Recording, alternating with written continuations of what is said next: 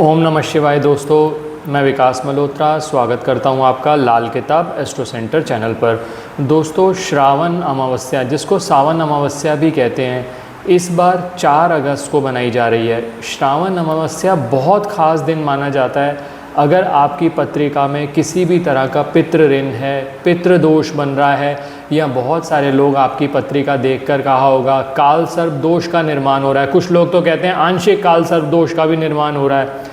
मैंने पितृ दोष पर, काल सर्प दोष पर बहुत सारे उपाय अपने चैनल पर पहले भी शेयर कर रखे हैं, आप वो भी देख सकते हैं। लेकिन ये जो श्रावण अमावस्या है, किसी भी तरह की आपको धन संबंधित दिक्कतें आती हैं पितृ ऋण की वजह से, मैं पहले भी बता चुका हूँ, अमावस्या का जो दिन होता है बहुत खास माना जाता है। अगर आपके ऊपर पितृ ऋण है, पितृ दोष है, किसी ने कह दिया कि पितरों का श्राप है आपके ऊपर, तो ऐसे दिन पर उपाय करके बहुत लाभ रहता है। और श्रावण अमावस्या पर जो आज मैं उपाय लेकर आया हूँ आपके लिए, इतना आसान है कि हर कोई व्यक्ति कर सकता है। तो आपकी पत्रिका में किसी भी तरह का पितृ ऋण हो, पितृ दोष हो, किसी ने काल सर्प दोष बता दिया हो, या वैसे ही आपको लगता है कि हर कार्य में कहीं ना कहीं रुकावट आती है और आपको अपने पितरों का आशीर्वाद चाहिए, तो ये उपाय आपके लिए मस्ट है। करना और करना ही है। और बहुत आसान उपाय है, बहुत डिटेल में बात करूँगा उपाय क्या क्या किस तरह से करना है, क्या क्या वस्तुएं प्रयोग करेंगे। अंत तक हमारे साथ बने रहें। एक विनम्र निवेदन, इससे पहले कि आगे जाएं,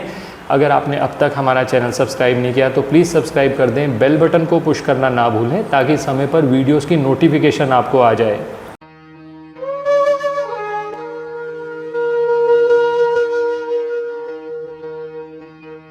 सबसे पहले पंचांग की बात कर लेता हूँ।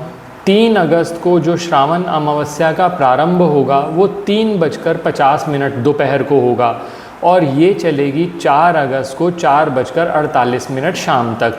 तो उदया तिथि के हिसाब से श्रावण अमावस्या का पर्व, जो भी हम उपाय बता रहे हैं सारे के सारे आपने 4 अगस्त करने हैं। लेकिन वो उपाय किस तरह से करने हैं वो आप ज़रा ध्यान से सुन लीजिएगा। अब इसमें करना क्या है, इसके लिए सबसे पहले चाहिए होगा आपको एक तांबे का लोटा।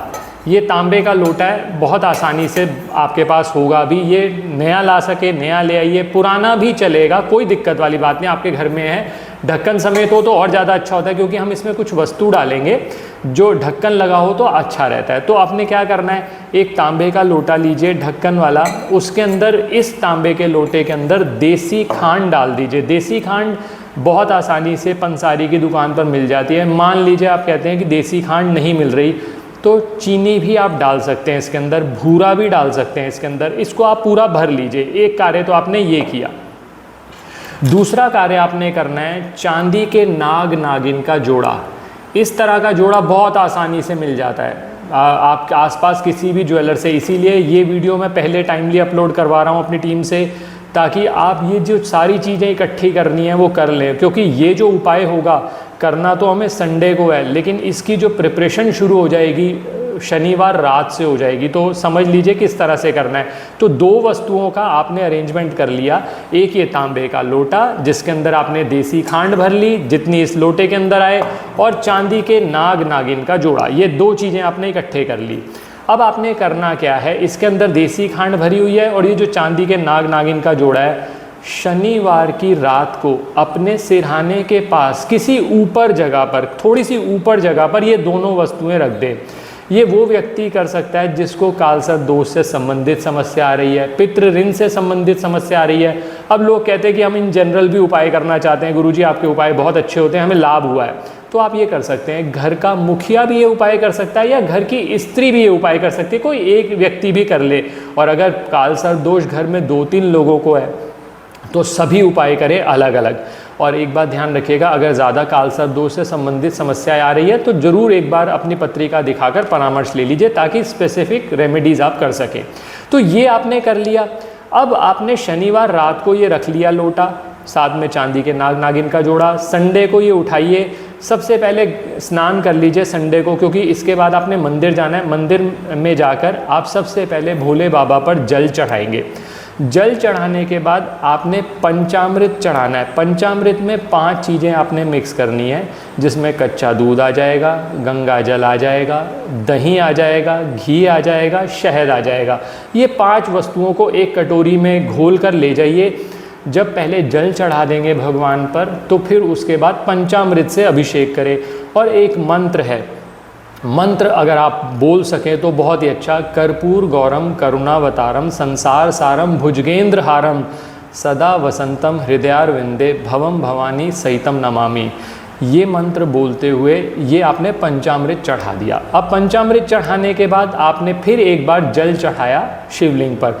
उसके बाद दो चीज़ें आप लेके गए हुए हैं, एक तो ये लोटा लेके गए हैं तांबे का, और चांदी के नाग नागिन का जोड़ा। जो चांदी के नाग नागिन का जोड़ा है वो आप शिवलिंग पर रख दीजिए, और ये जो लोटा है इसके अंदर देसी खांड भरी होगी, ये आप इस तरह से चढ़ा दीजिए। फिर वही मंत्र आएगा, कर्पूर गौरम करुणावतारम संसार सारम भुजगेंद्र हारम सदा वसंतम हृदयारविंदे भवम भवानी सहितम नमामि।